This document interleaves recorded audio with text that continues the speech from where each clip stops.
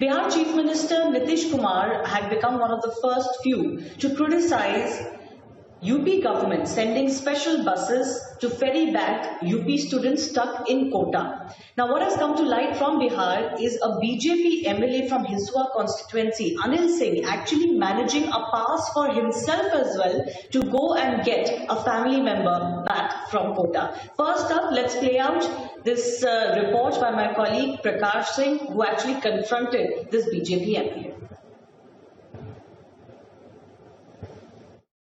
प्रधानमंत्री नरेंद्र मोदी ने पूरे देश में कोरोना वायरस के संक्रमण के कारण 3 मई तक लॉकडाउन की घोषणा की है। हमारे साथ मौजूद हैं बिहार से बीजेपी के विधायक अनिल सिंह, जिन्होंने लॉकडाउन की अवहेलना करते हुए और पास इश्यू करा लिया नवादा एसडीओ से और अपनी बेटी को लाने वो कोटा पहुंच गए, जबकि मुख्यमंत्री नीतीश कुमार ने कोटा से बच्चों को लाने के लिए मना किया है।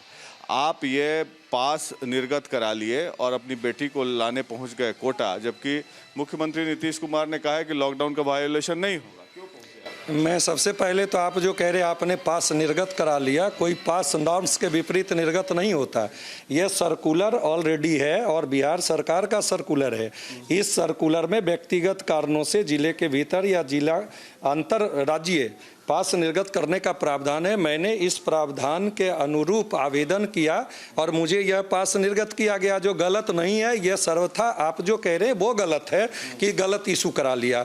ये नॉर्म्स का अनुपालन सिर्फ मेरे लिए नहीं हुआ है, बहुत राज्य में बहुत ऐसे लोग हैं जिनके लिए पास निर्गत किया गया है। कोई इलाज के लिए गए हैं, कोई बच्चों को लाने के लिए गए हैं, ऐसे लोगों के लिए पास निर्गत कराया गया है।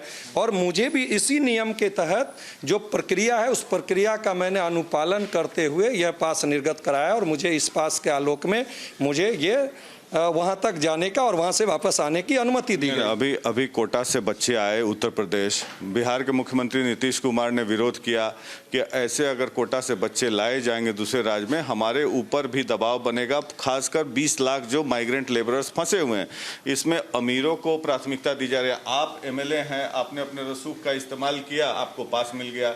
जो लेबर हैं वो फंसे हुए हैं पूरे देश में, उनका क्या होगा? नहीं, मैं आपसे आग्रह करूंगा कि ऐसे कितने पास निर्गत किए गए एमएलए, एमपीज और पत्रकार और पदाधिकारी का और अन्य लोगों को कितना किया है, कृपया इसको भी आप दिखाने का काम करें। यह पास जब नियम और प्रक्रिया है और यह लोक सेवा का अधिकार एवं सेवाओं के अंतर्गत यह पास निर्गत करने की प्रक्रिया प्रावधान ऑनलाइन, तो जब ई पास निर्गत करने का कोविड-19 डिजास्टर के लिए इस समय अवधि में जी, तो एसडीओ साहब ने जिलाधिकारी से मैंने बात की। जिलाधिकारी अधिकृत किया हुआ है, हर जिले में जो डिस्ट्रिक्ट को पावर होता है डिस्ट्रिक्ट मजिस्ट्रेट को, वो कोई मजिस्ट्रेट को देते हैं। उन्होंने उनसे बात की, उन्होंने कहा कि मैं नियम प्रक्रिया देख लेता हूं। नियम प्रक्रिया देखने के बाद हुआ कि ये प्रावधान है, ऐसा किया जा सकता है। तो मैंने आवेदन किया और उसके आलोक में मुझे ई पास निर्गत किया गया और तब मैंने जा करके वहां से अपने बच्चों को लाया। इसमें कोई नियम का मैंने वायलेशन नहीं किया है। जहां तक बात रही कि लॉकडाउन में, अभी लॉकडाउन है सोशल डिस्टेंस का, तो मैंने उसका पूर्णतः पालन करते हुए यहाँ से गए और सीधा वहाँ से वापस फिर यहाँ पे आकर के मैंने अपने बच्चों के यहाँ लाया। So Prakash is also joining us live right now. Prakash, we heard your interview with the BJP MLA in question, but the question then also goes on to the state administration, that are they now giving passes to those who are in high positions in government or otherwise in politics and administration? Because at one level Nitish Kumar condemns the movement of students, for example, UP government making arrangements, but on the other hand, his own administration is giving passes to individuals. Well, yes, Shivani, this is double standards of the government. And when Nitish Kumar had criticized the decision made by Yogi Adityanath to bring back the students of Uttar Pradesh back from Kota to UP, and then how come this BJP MLA, who by using his influence and power travels by road to Rajasthan, gets his daughter back to Patna, and he says that it is within the rules and frames of the rules and regulations. I fail to understand why there is a disparity between the ordinary citizen and a citizen who has much more influence and power like this MLA. So I question him that you are an MLA, you used your influence. What about the parents of other children who are worried about the children who are stranded in Kota for quite some time? They've released video messages. What about the migrant laborers who are trapped in different parts of the country who wants to come back to home? Earlier we saw videos of migrant laborers flocking at the Bandra railway station 5 to 6 days back. And what kind of double standard is this? There is a disparity between the rich and the poor in this country. And this is a clear-cut case and a classic case of VIP racism at its best, when a BJP MLA uses his influence, gets a pass issued by the SDO of Nawada, and gets his daughter back from Kota to Bihar. Now I wonder if the Bihar government or Nitish Kumar will take action against this MLA, or the BJP will take any action against this MLA or action against the official who issued the pass. Back to you. Absolutely. I think very important to know here whether there was influence used as far as the getting of this pass is concerned.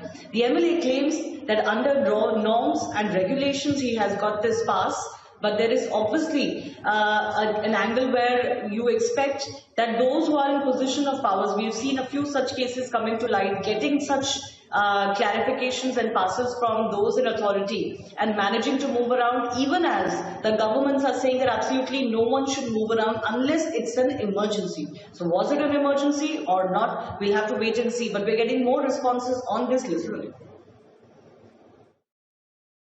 जब कोटा के DM ने आदेश जारी कर बिहारी छात्रों को जब बिहार लौटाया था, तो बिहार के चीफ सेक्रेटरी ने भारत सरकार के गृह मंत्रालय को पत्र लिख करके शिकायत दर्ज की थी कि यह लॉकडाउन का उल्लंघन है। पर दूसरी तरफ भारतीय जनता पार्टी कोटे के एमएलए जो हिसुआ से हैं, नवादा हिसुआ के एमएलए हैं, उनको कोटा से परिजनों को लाने की अनुमति अनुमंडल पदाधिकारी सदर नवादा निर्गत करते हैं।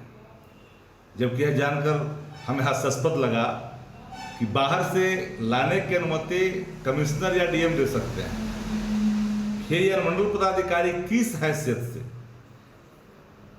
माननीय विधायक को परिजनों को लाने की अनुमति दी?